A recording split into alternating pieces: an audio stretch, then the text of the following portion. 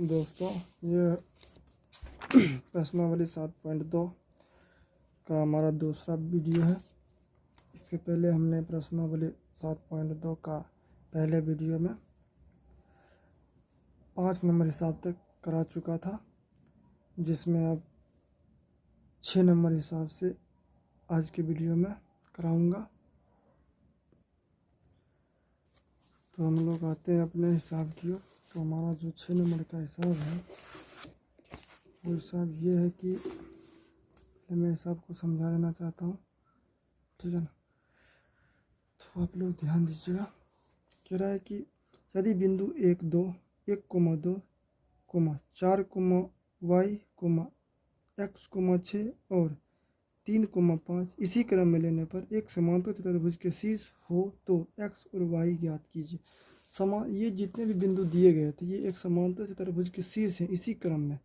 तो x और y का वैल्यू ज्ञात करने के लिए कहता है। तो यहाँ से जो है, इसको जानने से पहले हम लोग एक छोटी सी बात जानेंगे कि यदि कोई भी रेखाखंड है, जैसे ये रेखाखंड A है और ये रेखाखंड का एक बिंदु ये है और एक बिंदु ये है B, A B, और इसको कोई बिंदु जो है ना P, इसको दो समान भागों में विभाजित करें, मतलब ये दोनों भाग बराबर है। क्या है? ये दोनों भाग बराबर है। तो हम कहेंगे कि ये जो P बिंदु है मध्य बिंदु है। तो इस स्थिति में अगर ये इस बिंदु का निर्देशांक x1 y1 है, इस बिंदु का निर्देशांक x2 y2 है, तो बिंदु P का जो निर्देशांक होगा, P का निर्देशांक वो कितना होगा? तो बिंदु P का निर्देशांक हो जाता है, इसको हम लोग मान लेते हैं x और y। तो जो P का निर्देशांक है, P का x और y वो x2 जोड़ x1 बटे 2, y2 जोड़ y2 जोड़ y1 बटे 2, इतना ही होता है। मतलब इन दोनों बिंदु के जोड़ का आधा और मतलब x निर्देशांक के जोड़ का आधा और y निर्देशांक के जोड़ का आधा, इतना होता है। तो इसी सूत्र का हम लोग प्रयोग करेंगे। तो जो हमारा हिसाब है वो क्या है? पहले वो कह रहा है 6 नंबर में कि एक चतुर्भुज है जो एक समांतर चतुर्भुज है। क्या है? समांतर चतुर्भुज है। उसके जो निर्देशांक हमें पहले से दिए गए, मैं उसका नाम पहले A मान लेता हूँ, B मान लेता हूँ, C मान लेता हूँ, D मान लेता हूँ। उसके निर्देशांक पहले से दिए हुए हैं। क्या दिया हुआ निर्देशांक पहले से? तो निर्देशांक क्या कह रहा है कि 1, 2, 1 और 2, 4 और y इसी क्रम में, ठीक है। फिर x, 6, फिर D नंबर में कितना है? 3,5 हमें इस x और इस y का वैल्यू पता करना है।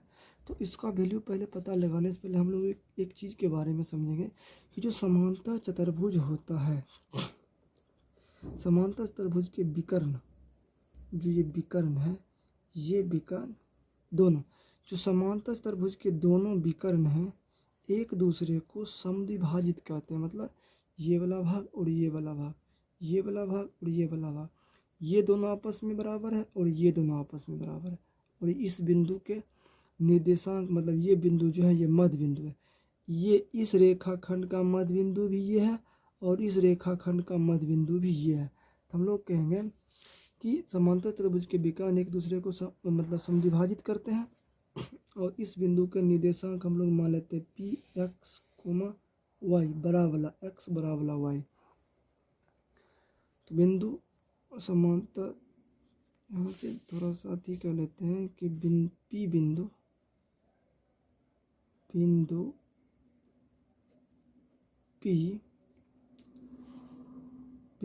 P विकर्ण BD तथा AC के मध्य बिंदु हैं। मध्य बिंदु है। अगर ये मध्य बिंदु हैं तो इसके निर्देशांक क्या होंगे? तो इसे हम लोग निकालेंगे। तो AC के लिए हम लोग निकालते हैं AC के मध्य बिंदु, AC के मध्य बिंदु P के निर्देशांक के लिए हम लोग कहेंगे कि P जो x है और जो इसका y है वो हो जाएगा AC के लिए। तो हम लोग पता है कि इसका x2 x1 का जोड़ बटे 2 को होंगे x2x प्लस 1 बटे 2 कोमा y2 6 प्लस y1 2 बटे 2। ये हो गया हमारा इस बिंदु के निर्देशांक। फिर dv के मध्य बिंदु P के निर्देशांक। तो पता है आपको निर्देशांक, अगर मध्य बिंदु है तो निर्देशांक dv के लिए P, इसको हम लोग x और बड़ी y से दिखा रहे हैं। तो यहाँ कहेंगे कि dv मतलब x2 x1 का जोड़ 4 जोड़ 3 का आधा कोमा फिर y2 और y1 y प्लस 5 का आधा। ये हो गया बिंदु P के निर्देशांक। यहाँ से ये जो दोनों बिंदु है P और ये P एक ही बिंदु है तो इसके निर्देशांक भी समान होंगे, मतलब इसका x निर्देशांक इसके x निर्देशांक के बराबर होने चाहिए।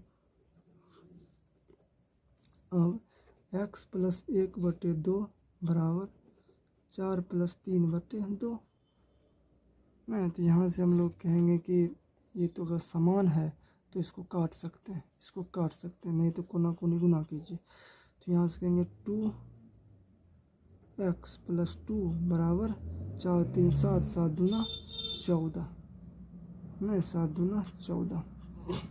तो यहाँ से कहेंगे कि इसको घटा दीजिए, यहाँ से कहेंगे कि 2x जो ये 2x है उसमें से 14 में से 2 गया तो 2x बराबर 12, x बराबर 12 बटे 2 6 बार में गया तो x बराबर कितना आया 6।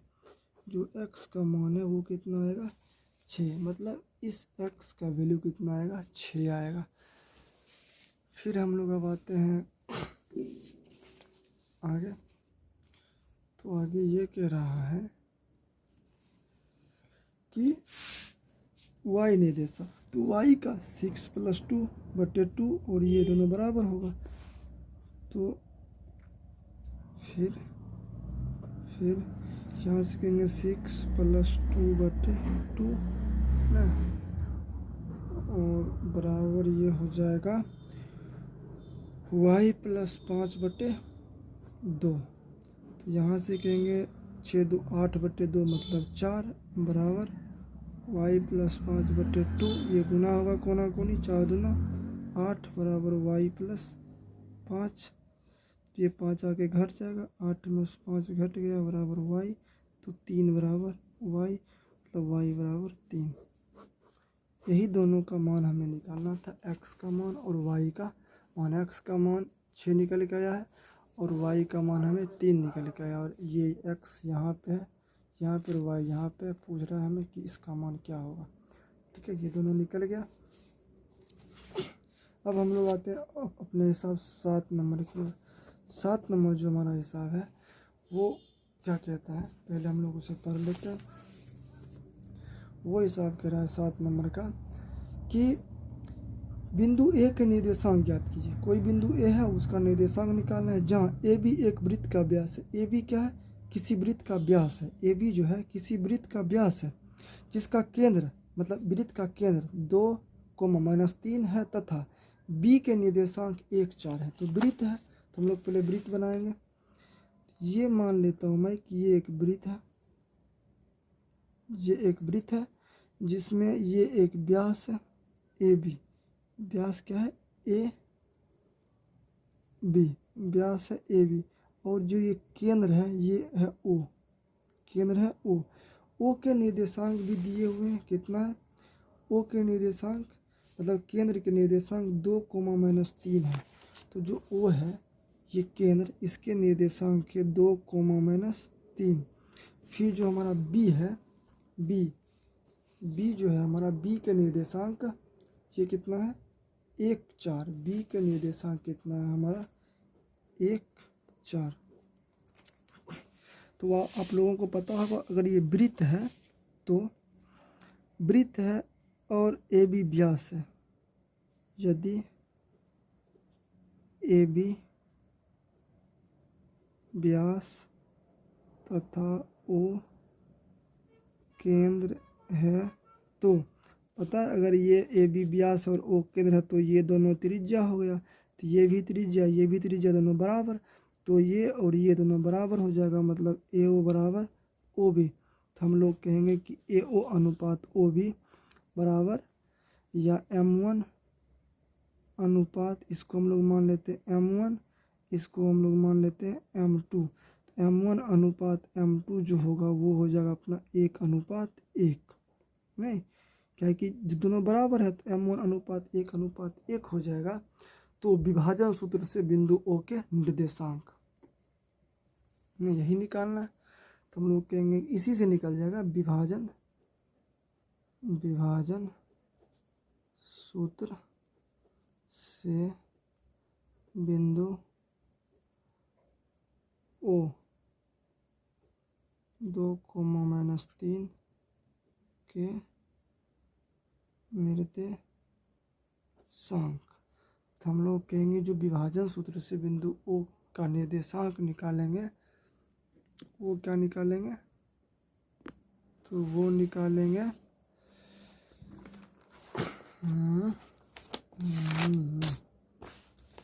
विभाजन सूत्र से बिंदु O का जो निर्देशांक निकालेंगे,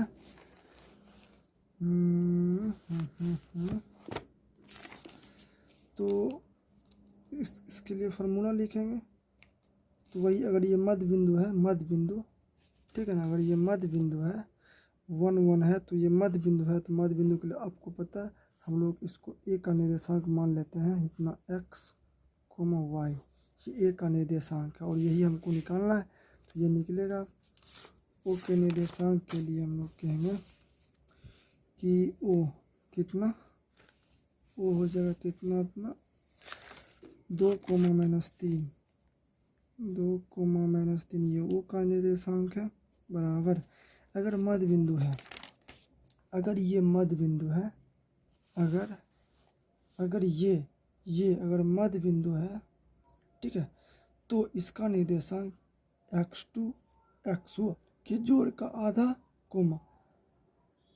y2 y1 के जोड़ का आधा कर देंगे, इसका निर्देशांक निकल जाएगा। यदि ये मध्य बिंदु है तो, ये तो मध्य बिंदु है ही नहीं, हम लोग यहाँ से कहेंगे कि ये हो जाएगा कितना 1 + x/2। x जो निर्देशांक होगा वो होगा 1 + x/2, जो हमारा ये अगला होगा y2 y1, y 4 + y/2, ये हमारा हो जाएगा 4 + y/2। ये हमारा निर्देशांक, हमें पता है x निर्देशांक यहाँ और x निर्देशांक यहाँ दोनों बराबर होगा, तो 2 बराबर 1 + x/2। तो यहाँ से कहेंगे 2 दूना 4 बराबर 1 + x, 1 आके घट जाएगा, 3 बराबर x। हम लोग कहेंगे कि जो x निकल के आया वो कितना निकल के आया 3। फिर जब इधर से इसको बराबर करेंगे तो -3 बराबर 4 + y/2 इधर जाएगा, तो -3 × 2 बराबर 4 + y, 3 दूना 6, -6 इधर से ये बराबर के इधर से आएगा -4 बराबर y, तो -10 बराबर y। तो y कितना निकल के आया -10। तो जो बिंदु ए है, बिंदु ए x, y के निर्देशांक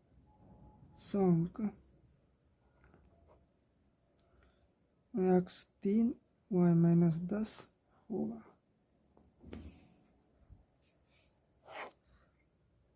कोई दिक्कत नहीं होना चाहिए। अब हम लोग अपने हिसाब 8 नंबर की ओर आते हैं।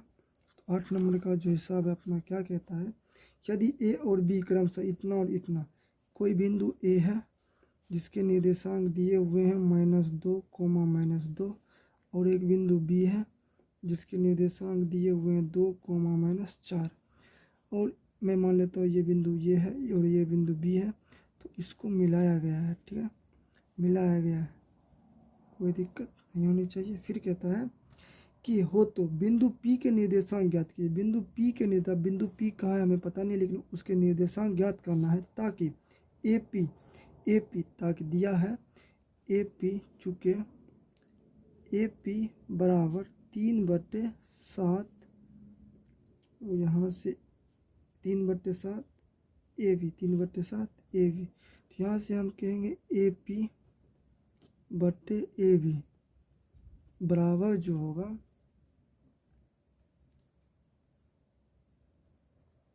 AP बटे AB, जो बराबर होगा वो किसके बराबर होगा, AP बटे AB, तो हम लोग कहेंगे ये 3/7 के बराबर होगा। यदि AP 3 है तो AB 7 है, यदि AB 7 है तो AP 3 है। यदि हम के AB यहाँ से यहाँ तक टोटल 7 है, यहाँ से यहाँ तक 7 है, तो AP 3 है, मतलब AP मैं मान लेता हूँ कि यहाँ से यहाँ तक 3 है। AP यहाँ कोई बिंदु P है नहीं, जिसके निर्देशांक मान लीजिए x, y है। इस बिंदु के निर्देशांक x, y है, तो ये AP जो है AP ये 3 है। तो AB पूरे 7 पहले से दिया हुआ है, AB यदि 7 है तो AP 3 है, AB 7 है और AP 3 है, तो PB कितना हुआ, तो ये 4 होगा, नहीं होगा PB 4। तो यहाँ से हम लोग ये समझ सकते हैं। तो यहाँ से कहेंगे AP बटे PB बराबर 3/4। इसी को हम लोग कहेंगे M1 अनुपात M2 बराबर 3/4। M1 अनुपात M2 बराबर 3/4। तो बिंदु P के निर्देशांक, अब बिंदु P x, y के निर्देशांक विभाजन सूत्र से, कोई दिक्कत नहीं। तो विभाजन सूत्र से हम बिंदु P के निर्देशांक निकालेंगे, तो P x, y जो है वो हो जाएगा, पहले हम लोग फार्मूला लिख लेते हैं, M1x2 प्लस M2x1 बटे M1 plus M2, M1y2 plus M2y1 बटे M1 प्लस M2। यहाँ से हम लोग फार्मूला में बैठाएंगे M1x2, M1 अगर ये है तो x2 ये होगा, मतलब 3 × 2 प्लस M2 ये है तो x1 ये होगा, 4 × -2 बटे 4 3 7, ये 4 3 7, M1y2, M1 ये है तो y2 ये होगा, 3 × -4 प्लस M2y1, 4 × -2 बटे 7। तो यहाँ से हम लोग कहेंगे 3 दूना 6 -8 बटे 7, -12 -8 बटे 7। तो यहाँ से आ जाएगा -2 बटे 7, यहाँ से आ जाएगा -20 बटे 7। तो अंततः हम लोग कहेंगे जो P है, P उसका निर्देशांक होगा -2 बटे 7, -20 बटे 7। यही हमारा आंसर है।